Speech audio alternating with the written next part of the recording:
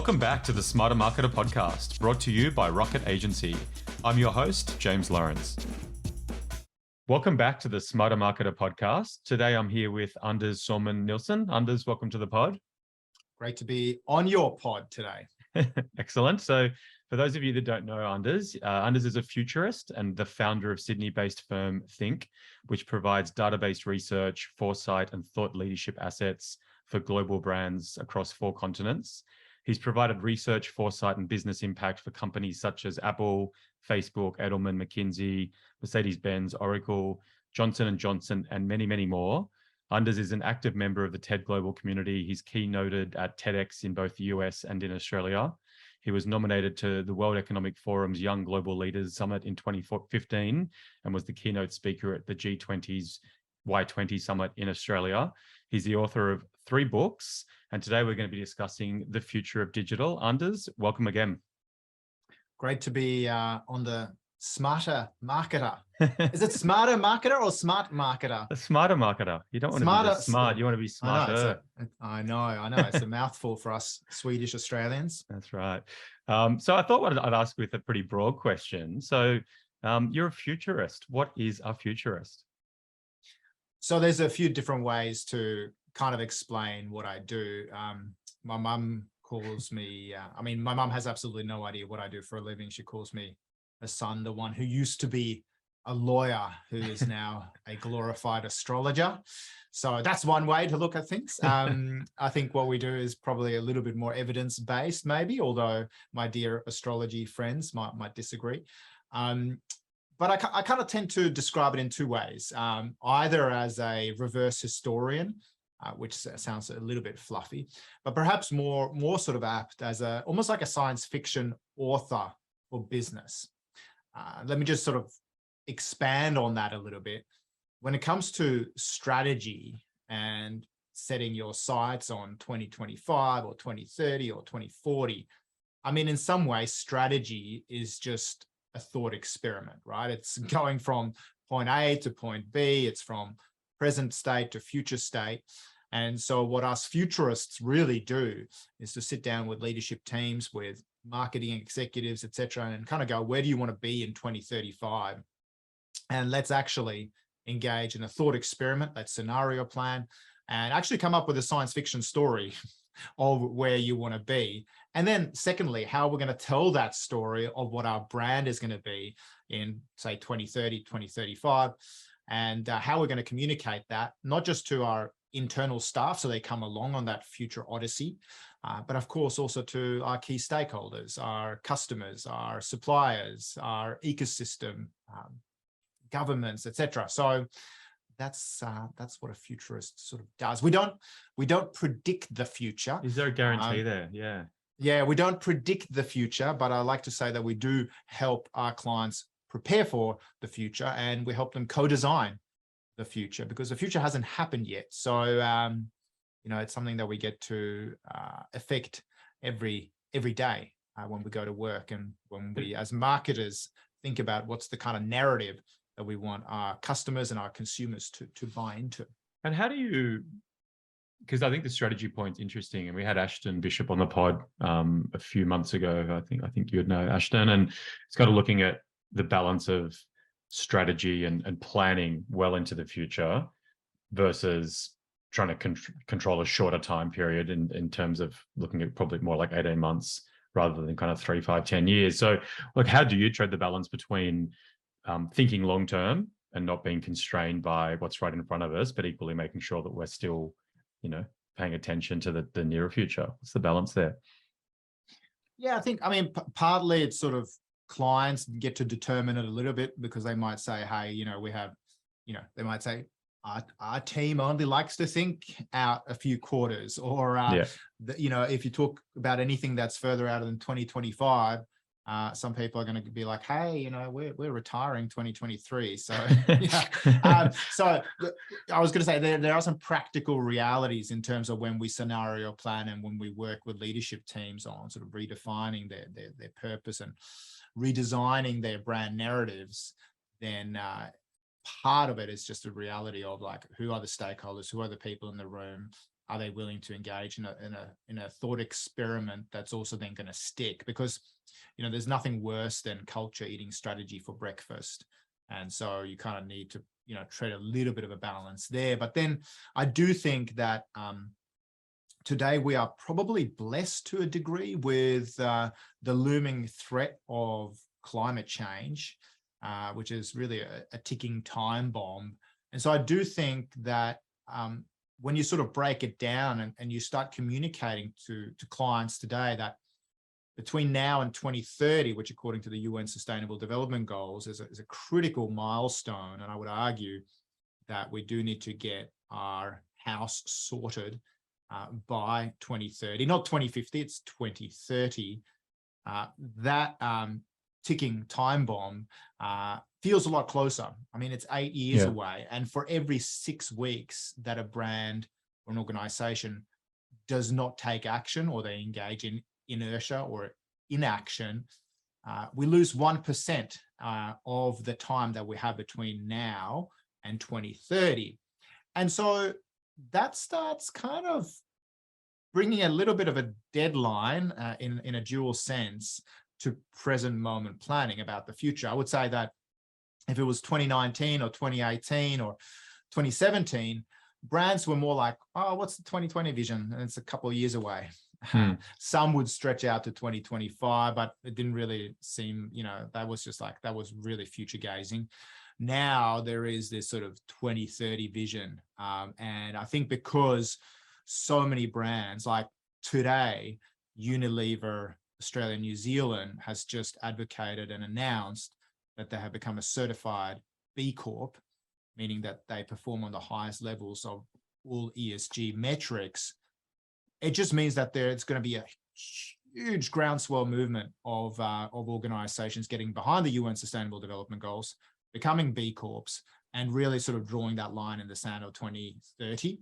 And so I think that's a positive, because people do have these sort of dual horizons now. It's like 2030, yes, but what are we going to do every 6 weeks, every 1% between now and 2030, as we, you know, keep really reinventing and transforming our organizations and what our brands stand for. Because what are the big trends that you're seeing as being important for Australian businesses, for marketing departments within businesses in Australia to be looking at? As you know, I think as we do look at 2025, 2030, we're talking before the pod, and we're talking sustainability, and I'm a digital marketer, and obviously digital, the kind of transformation that we've seen with digital across the last 20 years. Like what are the where are you getting your clients to kind of look and pay attention? Yeah, so green is the new digital, James. Digital is so I'm obsolete. Last decade. No, not at all. I mean, I do say to my clients that the same thing will happen to brands that fail to digitally transform during digital disruption, that era. You know, we saw so many brands sadly going bankrupt and landing in dire straits during the pandemic because they hadn't digitally transformed or digitally diversified enough during the era of digital disruption, which really was a future signal pre-pandemic that it was time to change. And some brands heeded that call from the future and others didn't. And then when the pandemic hit, that sort of, some people describe it as a black swan event. I don't think it was a black swan event necessarily, but some companies used it as an excuse for the fact that they were unprepared. But I do say to my clients that brands who perished in their failure to digitally transform, the same thing will happen to brands that fail to transform into sustainability, who fail to embrace a purpose-led existence, who fail to realize that just because you're purpose-led doesn't mean you have to be profit deprived. The ones who keep pillaging the earth, they don't have much of a future. So I think one of the biggest trends that I'm seeing now is this ability of brands to innovate sustainably, and that the only way to truly be sustainably profitable is to drive sustainable innovation inside of your organization. So changing a whole business model. And this might be everything from, the electricity that you consume, make sure you electrify everything, you switch to renewables ASAP, the way you treat your staff, the way you utilize resources, the way you think about innovation in terms of, doing more with less. And I'll give you some examples throughout our conversation. Yeah. But I think if it's one mega trend that I think is really, really exciting, it is sustainability. And I do think that sustainability and digital sit at this beautiful sort of converging trend or innovation intersection where digital and sustainability go hand in hand. Just to kind of concretize that with an example so that it doesn't just sound like futurist fluff. If we cast our minds back to, say, the 1990s, and you think of, a Radio Shack ad, or, what would have been maybe a JB Hi-Fi ad back in the day. How old's JB Hi-Fi, by the way? I just need to check. So I reckon it's my time in Australia. It's interesting. I was wondering that. We'll go Brash's, which was the big CD shop in the 1980s in Australia. All right. What was it in Sweden, Anders, growing up? Oh, we had one called On Off in the 80s and 90s. Very good sort of on-off switch. That. But that was we'll go with Brushes. Electronics. Yeah. So Brushes. So you think back to an ad in the 80s or 90s, and you think of these sort of, sales ads just after Christmas, and you think about the VCR, the camcorder, the Sony Walkman, the camcorders, the fax machines, the computer systems, all of these different pieces of technological hardware, all consuming their own virgin planetary resources to make those physical pieces of equipment. Today, they would have taken up a lot of space in your kit bag in your office, or in your backpack as you transport your office back to your your garage, or your during the pandemic to your kitchen table. But really all of the functionalities and services of those pieces of hardware are today on your iPhone, your Samsung, or your Oppo.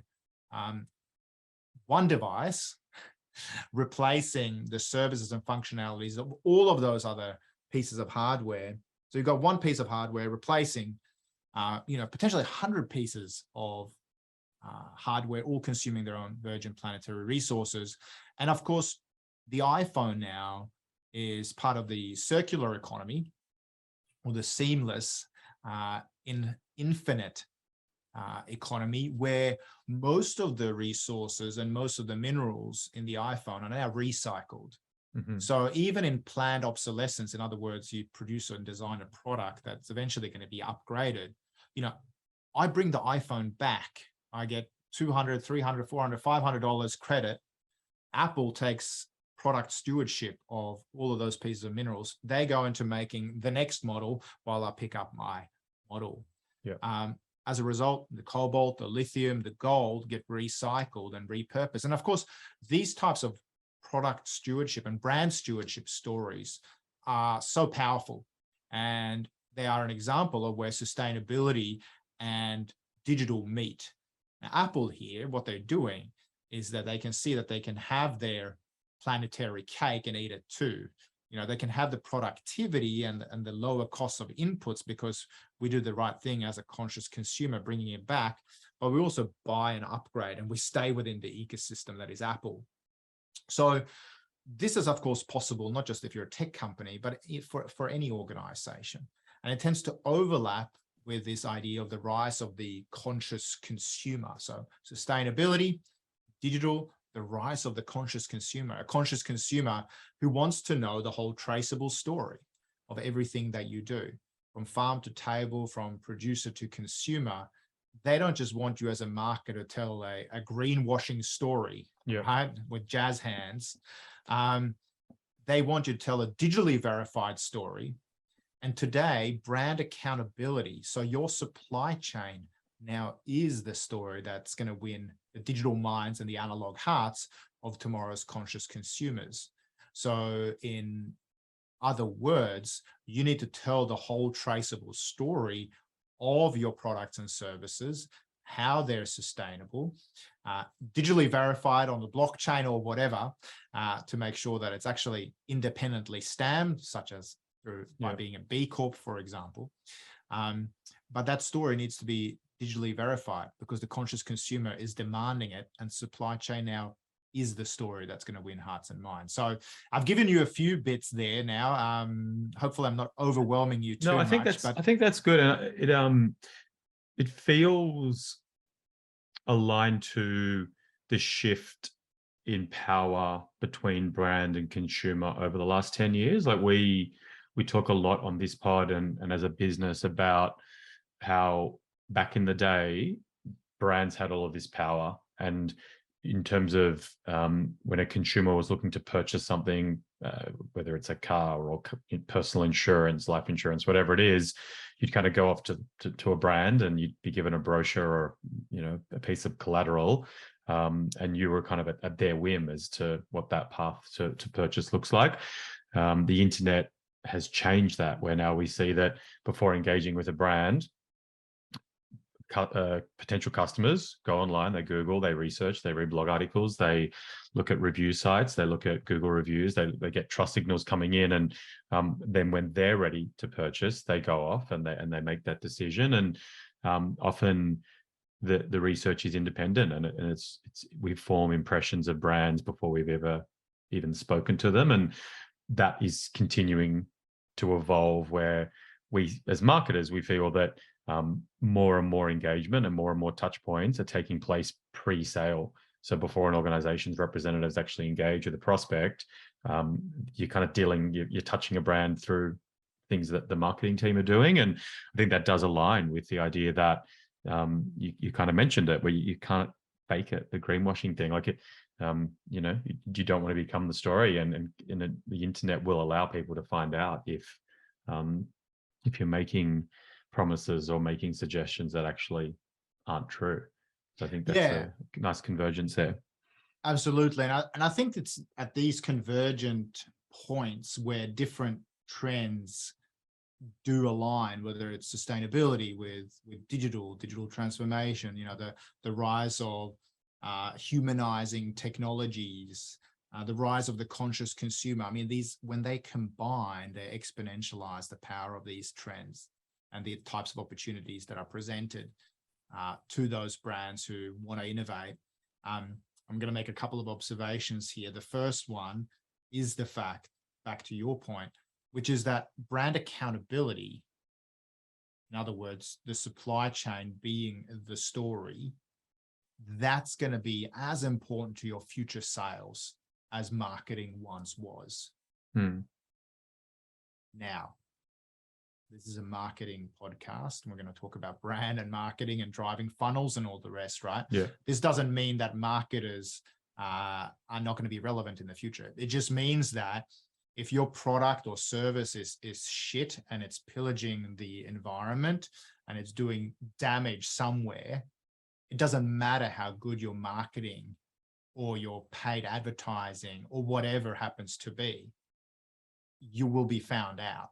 So brand accountability is going to be as important to your future sales as marketing. And we need to tell that story. It's not good enough either to just be like, hey, we're doing all these all these things really well, but we're not beating the drum. I'm saying beat the drum, but also make sure that your house is in order. Yeah. And the theme, the theme that we were just kind of talking about, I think the great marketing just makes a bad product fail faster, or makes a bad brand fail faster. That's the reality. Like, you can't hide anymore. And I think that's probably, I think we both agree on that, which is, it doesn't, like, if your supply chain is not there, or if you've got a terrible product that just doesn't work as advertised, the internet and digital just means that it will fail faster and people will find out faster. There's nowhere to hide, right? Exactly. So I think, I mean, and that's one of the reasons I tend to obsess with trends, not fads, but mega trends that are likely to buoy a business model, not just in the next quarter, but really over the next decade or more. because that's something you can build a business around, as Jeff Bezos says. What are the things that either will change or won't change that you can really build a business model around? Yeah. So that's why I'm a bit of a long-termist. You already see it now for our Aussie listeners, that when the government comes out and goes 43% carbon emission reductions by 2030, there's now a massive stake in the ground for brands to get their house in order, big and small, right? Because supply chains will be massively disrupted, and the landscape will massively change as incentives and disincentives are coming into law. So the thing is, we have to get ahead of the trend. If you haven't already innovated in this space or gotten your supply chains in order, like, you need to start today, because you're going to look shit if the government makes regulations and you're only responding once that signals happen. Yeah. And once Parliament's gone in and gone, okay, well, you can't do this and that. Like, if you're still powering stuff on coal, like, stop. Like, electrify everything in your office. Like, next time, like, a major machine in your office or at home has reached the end of, or is reaching the end of its usable life, like, you need to replace it with an electric version. So whether that's your car engine, yes, electrify. But if we all went out and bought electric vehicles today, that would be also doing some environmental harm. So when your car is coming up to the end of its useful life, when your gas stove at home, which is burning methane gas in your home, you could replace it because it's terrible for your kids and it actually causes asthma. If you didn't want to change it because of that, then make sure you get an induction stove instead. Get solar. Make sure you switch all your office and your home electricity towards renewable, and hopefully even zero carbon emission renewables. And these are things we have to do today to not just take accountability, but to start getting our houses in order. Yeah.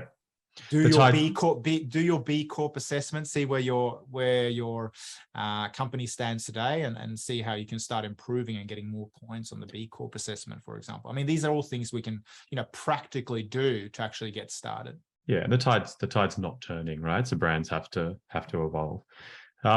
In terms of the work you do with marketing departments and marketing teams in Australia, like, where are you putting your attention there? Like, what are the questions you're getting asked, and what are the themes and directions that you're pushing people towards? Like, what do you see in terms of marketing? Cool. Well, we can talk about a few different things. There's probably some technology questions within that. There's probably some channel questions. There's also probably like some storytelling questions there in terms of creating signal in the noise. I was keynoting just a couple of weeks ago at Ad Week, and then part of a panel with Edwina McCann from Vogue and from News Corp, as well as Sumi Sran from Accenture, and Dan Krickstein, who's head of growth intelligence at News Corp. And in my keynote, I discussed not just the rise of the conscious consumer, who wants you they're conscious. They're not just ecologically conscious, this conscious consumer. They're conscious across a whole ecology of different factors. So they are conscious when it comes to, yes, environment and the ecosystem and the environment, but they're also data conscious, privacy conscious. They are science conscious. They are story conscious. They are provenance conscious, which we've alluded to. They're future conscious, and they're also health conscious. So they have this ecosystem where they're judging a brand based upon, yes, your performance in terms of your environmental credentials, but also how are you dealing with data? How is your brand scientific, and does it stand up to scrutiny? I think we all became a little bit more data scientific and scientific overall as we learned to study exponential graphs during the pandemic, for example. They're also story conscious. So stories, stories such as the iPhone that I just shared with you. How is it part of the circular economy? They want to know about provenance, farm to table. They also want to know how is making a decision in favor of your brand, your products and services going to impact them, not just today in terms of a sort of a short-term satisfaction to their, what Daniel Kahneman calls your level one thinking. This is sort of the hare in a tortoise and hare race, but also how is it going to satisfy them long term? Level two thinking, longer horizons. This is the tortoise, right? And then how is it going to, improve their financial or even their mental or physical health long term as well? So they are conscious around all of these factors, and your brands really need to perform in all of those different areas. To do that, we have to provide great digital nutrition. So digital recently has, through movies or documentaries like The Social Dilemma, digital often gets criticized for, digital addiction and digital distraction and all of these things, and often justly so.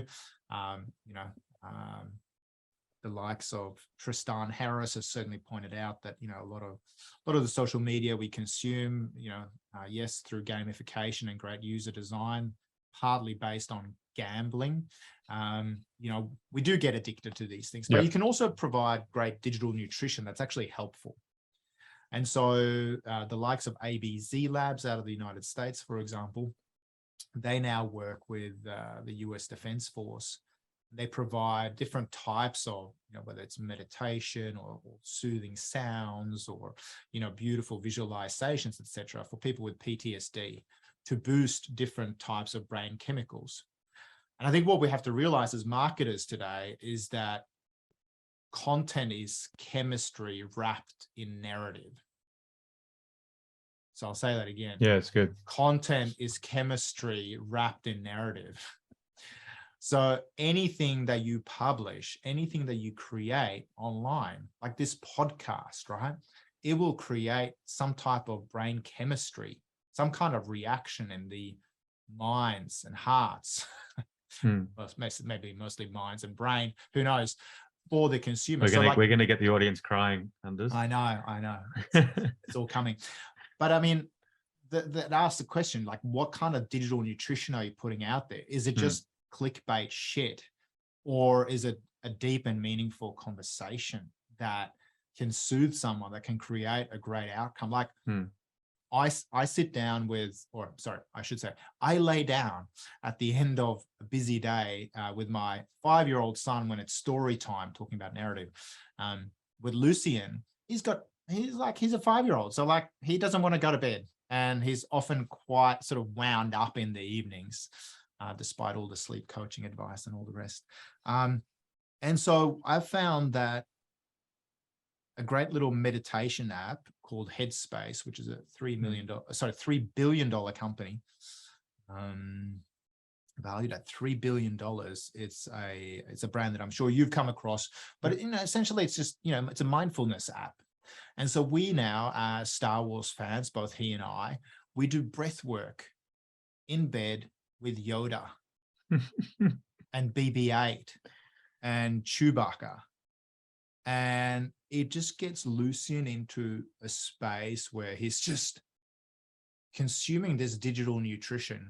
Just before bedtime, it gets him into a slower pace, feeling his body, feeling into the fact that he's actually tired, maybe even overly tired.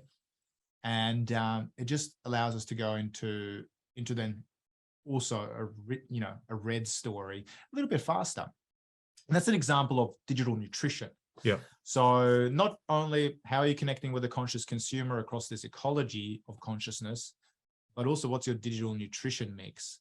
And I think finally, the other thing as marketers that we need to tap into is just the inherent value today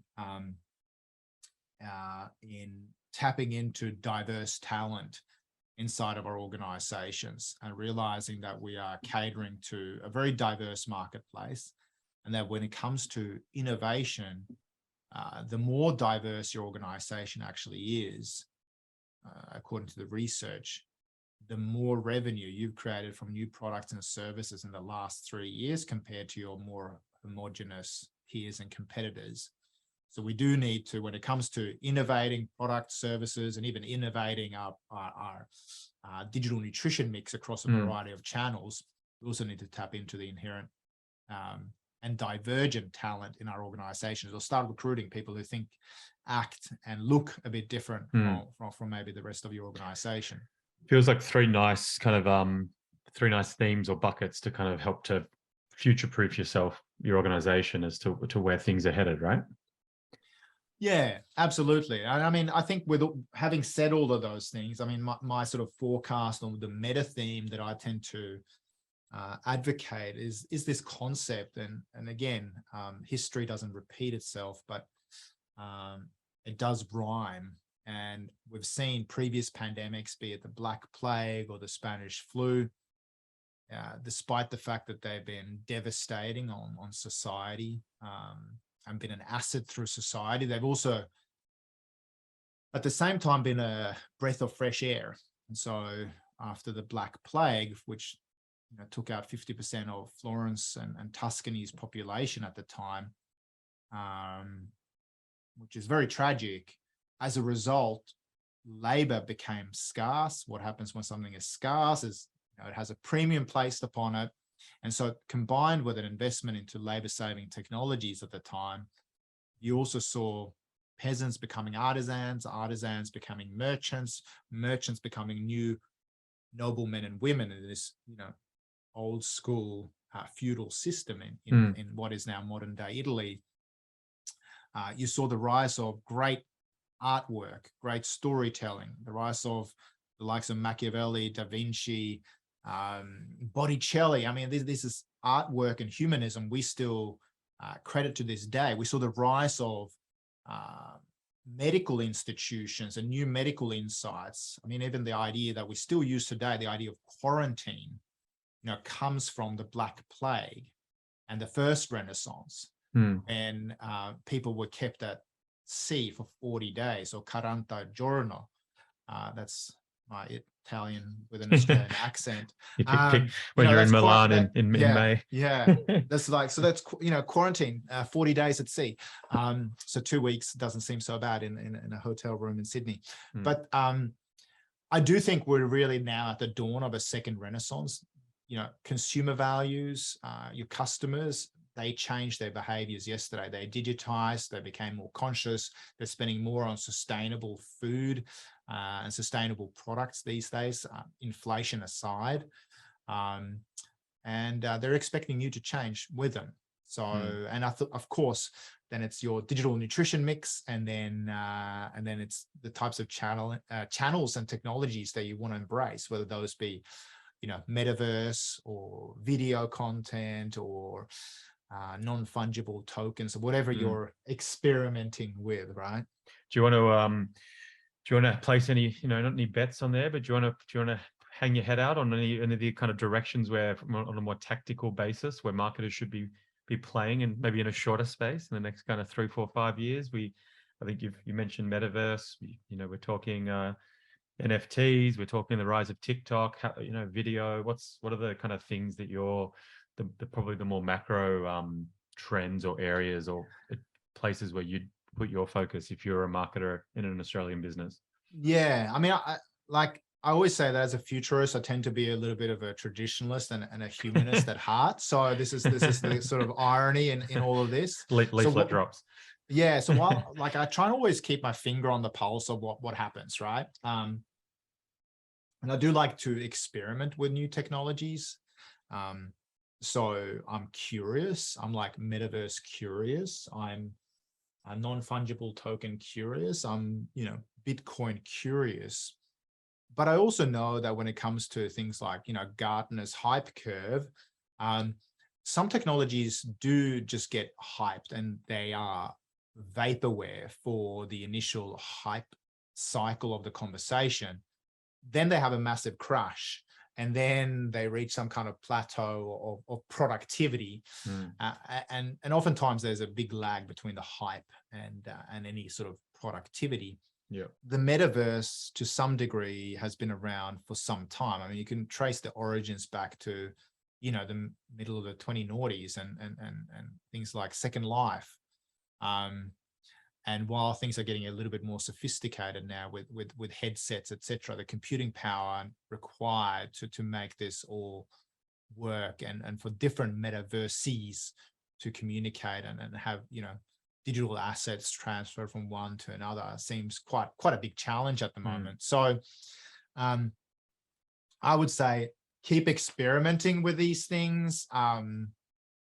Yeah, but I actually do think, at least for the next couple of years, there's going to be, again, a bit of a rebirth and renaissance of the face-to-face and the analog and the physical. I mean, throughout the pandemic, the most human touch in the customer journey was really the digital contactless touch. Now through like revenge travel and revenge conferencing, people are really like flocking back into the physical world with a vengeance. And I think you're going to see, you know, brands spending up big on the face-to-face. But that's not to say that, you know, some of these new technologies are not going away. But I always try and get back to some pretty old school traditionalist mantras, like, you know, a picture says 1,000 words and video says 1,000 pictures. And then could the metaverse, you know, say 1,000 videos? Like I was in July, I was at Disneyland with my son, with Lucian and Aurelian. Aurelian's only 10 months old, so he didn't get to go on the Star Wars rides, but you know, Lucian and I did, and we were in a simulator in the Millennium Falcon, and as a real tragic, Star Wars tragic. I mean, this was a big moment for me. I probably enjoyed it as much, or if not more, Lucian. But we're in there piloting the Millennium Falcon, feeling, you know, just like Han Solo and Chewbacca and Luke Skywalker and Leia and all the rest, right? But it's just this simulation coming at us. And yes, there's a bit of shaking, etc., in this sort of 3D, 6D, whatever, Millennium Falcon. As good as any physical ride in all of Disneyland or the adventure worlds next door. You know, and we come out of it, and Lucian, he's like, Daddy, did we just drive and did we just fly the Millennium Falcon? And I'm like, yeah, I actually think we did. Like, that's what it felt like to me. And it was so immersive. Yeah. That I'm like, okay, well, this is an example of like the development of the web and immersive technologies. You know, we've gone from text-based and GeoCities and blogs, you know, being replaced with pictures and Instagram and all of these. And then it's immersive videos and short stories, and video says 1,000 words. Yeah. And now it's these new worlds saying 1,000 videos and giving you these like really, really heartfelt, immersive experiences. And I do think that they have capacity and potential for brands to tell new types of stories. But I still think it's kind of early days. So I think in the next 2 years, tell really great, amazing analog experiences face to face, while you have another horizon where you look at how you can make that storytelling really scale. I think that's nice, and I think it ties. As well. Yeah, I kind of think that feels like it comes full circle to something you touched on earlier on the pod, where you talked about tech in the 80s. You know, in Brash's or on and off store in Sweden, and then picked up your iPhone and said, you know, this device now has all that tech in it. And the smartphone was around for a long time before the iPhone took off, right? And the tech, the future promise was always there, and we knew how good it was going to be, but they just technically, we weren't quite ready for it. And I view that with a lot of the stuff that's happening at the moment, and the metaverse and blockchain and Bitcoin and immersive tech will eventually take off in some facet, and the blockchain, the technology underpinning it, will move forward and will be there. But does that mean you put all your money into Bitcoin, or, you know, put all your money into Meta? I don't know, right? But in 10 years time, in 15 years time, in 20 years time, they're going to be things we look back upon and say, yeah, like it was happening, you know, in that strange time around COVID. And there's a colleague of mine, he always says, you know, to the late Steve Jobs. He's like, Steve Jobs didn't invent anything, Hmm. but he was really good at timing and commercializing things at the right time. Yeah, that's it. And so did he invent the MP3 player? No. Did he invent the smartphone? No. But he was really good at making technology beautiful, seamless, and part of a meaningful ecosystem.